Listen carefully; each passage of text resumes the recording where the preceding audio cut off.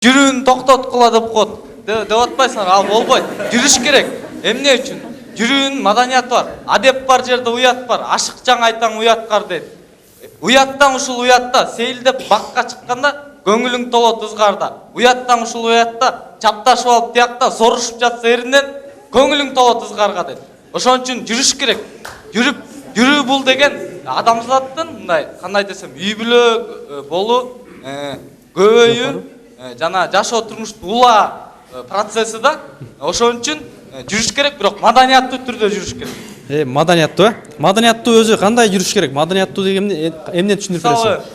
Жүргөндө кандай десем, мына ички сезимдер менен жүрүш керек да. Жүрүш десе эле азыркы жаштар ойлойт, жүрүү бул деген бир 5 мүнөттүк рахат үчүн жүрөт да. Ички сезим, сырткы сезим деп эмнени түшүндүрүп бересиз кыскараак? Мисалы, жылуу сөздөрдөн сүйлөшүп, бири-биринин сырларын сурашып, бири-бирине жакшы ойлорду айтып түшүндүрүшүп. Жок. Жакшы. Кыздардан.